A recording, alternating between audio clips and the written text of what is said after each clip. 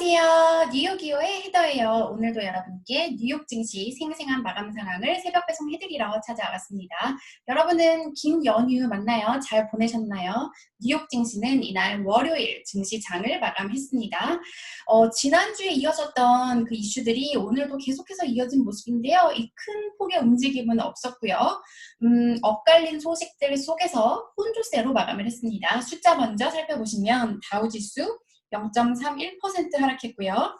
S&P 500 지수는 0.27% 올랐어요. 지금 신고가에서 54포인트, 그러니까 0.2% 못 미치고 있는 신고가에 아주 근접한 그런 상황입니다. 나스닥 지수는 이날 기술주들이 또 좋은 모습을 보이면서 1% 상승했고요. 그럼 지난주부터 이어져 오고 있는 이슈들이 어떻게 될까요? 바로 이 부양책. 아직까지도 부양책은 소식이 없는 그런 상황이고요. 그래서 투자자들이 간절하게 기다리고 있고요. 그리고 경제 지표는 계속해서 약간 헷갈리게 나오고 있어요. 그래서 어떻게 보면 좋은 지표가 나오고 어떻게 보면 좋지 않은, 또 어떤 지표는 좋고 어떤 지표는 나쁘고, 그래서 경제 상황이 과연 어떤 것인가, 또 코로나 상황도 어떤 것인가 좀 판단하기가 어려운 그런 상황이 이어지고 있고요. 거기에다가 이 항상 증시에 가장 큰 악재로 작용하는 이 미국과 중국 간의 무역 갈등, 그리고 여러 가지 갈등. 오늘은 이 관련된 소식이 나와서 또 이 증시의 움직임을 상승폭을 제한하는 그런 모습이었는데요. 월스트리트 저널 기사 통해서 어떤 소식인지 함께 살펴보겠습니다. 네, 제목부터 보시면 US tightened restrictions on Huawei's access to chips. 그러니까 미국이 하웨이가 이 반도체 칩들에 접근하는 것을 그 규제를 더 타이트하게 강화한다. 이런 제목이에요. 내용을 쭉 보시면 이날 미국 상무부가 화웨이에 대한 새로운 규제를 발표를 한 건데요. 네, 미국 기술을 활용해서 만든 외국 반도체 칩에 대해서 화웨이가 접근을 못하게 하는 이 규제를 더욱더 강화한다고 발표를 했어요. 구체적인 내용 살펴보시면 이 스페셜 라이센스, 그러니까 이 특별한 라이센스가 없다면 미국 기술을 이용해서 만들어진 어떠한 그 반도체 칩이라도 화웨이에 팔 수가 없고요. 네, 그런 내용이 담겨 있고요. 또 이 트럼프 대통령이 화웨이에 대한 걱정을 다시 한번 내비쳤다고 해요. 여기 보시면 우리는 그들의 그 이퀄먼트 장비가 미국에 있는 것을 원하지 않는다. 왜냐면 they spy on us. 우리를 스파이하기 때문이다. 그리고 여기 밑에 보시면 화웨이를 뭐라고 불렸냐면요. 이 말장난처럼 스파이웨이. 그러니까 스파이나 마찬가지라고 해서 화웨이를 스파이웨이라고 이렇게 불렀습니다. 네. 그리고 이 상무부에서도 비슷한 그런 우려감을 내비쳤고요.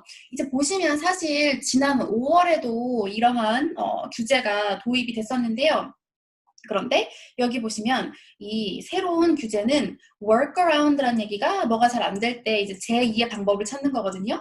화웨이가 규제로 큰 타격을 받았는데 그 규제 속에서 약간 어떻게 빠져나가려고 다른 이 사용하는 방법을 찾았나 봐요. 그래서 예를 들면 그 외국의 칩 회사로부터 그들이 디자인한 칩으로 뭐를 대체해달라 이런 식으로 약간 어떻게 보면 꼼수를 부린 것과 관련해서 이런 것도 아예 못하도록 더 강력한 그런 규제를 했다고 합니다.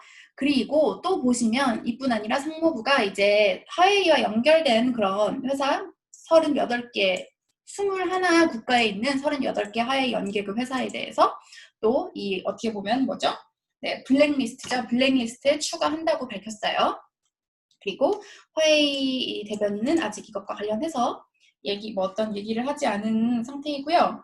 네, 이 월스트리트 기사를 쭉 보시면 최근 이제 화웨이 그리고 바이트댄스의 틱톡, 텐센스의 위챗 등 미국이 기업들에 대한 제재를 계속 늘리고 있어서 미국과 중국 간의 이 관계에 대한 긴장감이 커지고 있다고 마지막 문단에서 이렇게 설명을 하고 있습니다. 네, 이 미국과 중국 간의 이 갈등은 항상 증시에 코로나만큼이나 안 좋은 소식으로 작용을 한다고 제가 말씀드렸는데요. 사실 이제 미국인들 중에서 트럼프 대통령의 무역 정책을 지지하는 미국인들이 많은 것 같아요.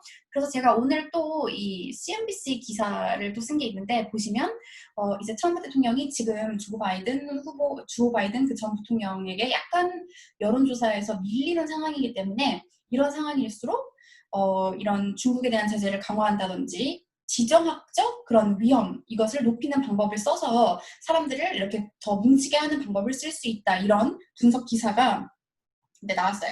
그리고 사실상 이 미중 갈등은 계속해서 이어질 수밖에 없는 게 또 제가 예전에도 계속 써오고 있는 많은 외신들이 하는 말이 바이든이 대통령이 된다고 해도 지금 미국 내 여론이 약간 중국에 대한 강경 그런 입장을 지지하고 있기 때문에 뭐 바이든이 트럼프만큼은 아니겠지만 그래도 중국에 갑자기 그렇게 엄청 뭐 프렌들리한 그런 제스처를 취할 가능성은 높지 않다.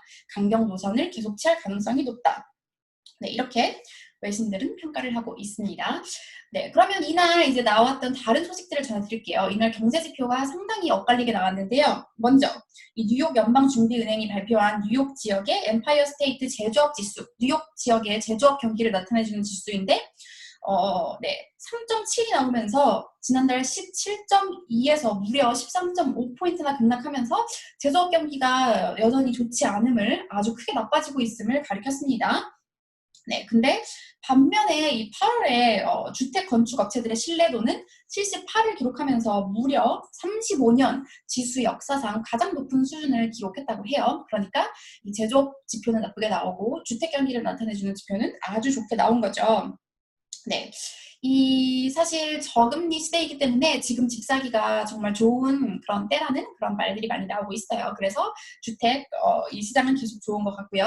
그리고 이날 금값이 2.5% 급등을 했습니다. 어떤 소식들이 있었냐면요. 이 경제지표 엇갈린 거에 대한 불확실성도 있었지만 이 버크셔 해서웨이 워렌 버핏 회장이 이끄는 회사죠. 전 세계 2위 금광 업체인 바리골드의 지분 1.2%를 매입했다는 소식에 이제 그동안 금 투자에 회의적이었던 버핏 회장이 이렇게 금에 직접적으로 투자를 한 건 아니지만 이런 금광 업체를 투자하면서 금에 대한 그런 기대감이 더 높아지고 있는 그런 상황입니다.